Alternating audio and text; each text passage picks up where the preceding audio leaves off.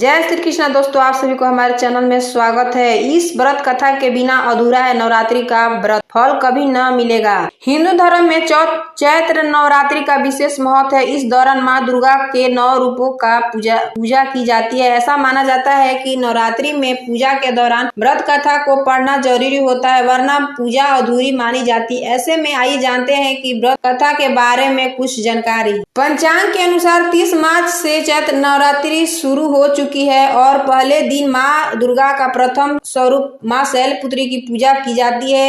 इस त्योहार माता रानी के भक्तों के लिए बेहद खास होता है। इन 9 दिनों में श्रद्धालु माँ दुर्गा की उपासना करते हैं और व्रत रखते हैं। ऐसा माना जाता है कि नवरात्रि में सच्चे मन से व्रत रखने से जीवन के सारे कष्ट दूर हो जाते हैं और सुख समृद्धि प्राप्त होती है। इस दौरान हर दिन माँ दुर्गा के अलग अलग स्वरूपों की पूजा होती है और विशेष कथाओं का पाठ किया जाता है। ऐसा माना जाता है कि पूजा के दौरान कथा का पाठ करने से साधक के शुभ फल की प्राप्ति होती है।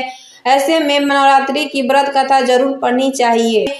ब्रह्मा जी ने बताया कि यह व्रत करने से संतान सुख, धन, विद्या और समृद्धि प्राप्त होती है। इसके प्रभाव से रोग दूर होते हैं और पापों से मुक्ति मिलती है। इस व्रत को न करने वाले व्यक्ति को जीवन में कई तरह के कष्टों का सामना करना पड़ता है। एक बार की बात है, मनोहर नगर में पीठत नाम का एक ब्राह्मण रहता था।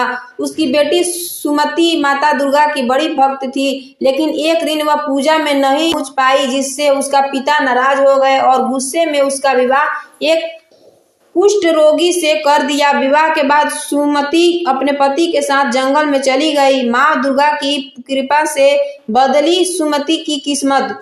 सुमति के दुख को देखकर माँ दुर्गा उसके सामने प्रकट हुई और वरदान मांगने को कहा। सुमति ने अपने पति को कुष्ठ रोग से मुक्ति की प्रार्थना की।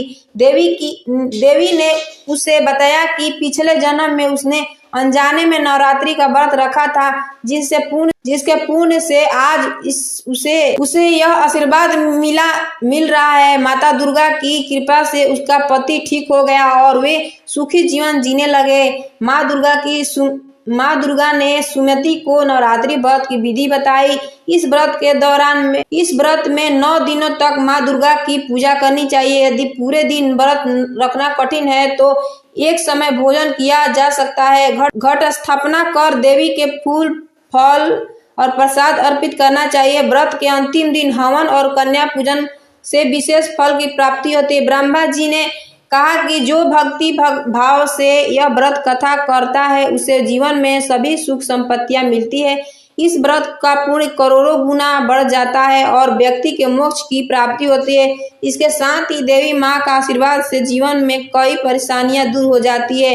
अगर आपको वीडियो अच्छी लगी हो तो चैनल को लाइक, सब्सक्राइब, दोस्तों के साथ शेयर कर देना। धन्यवाद। राधे राधे।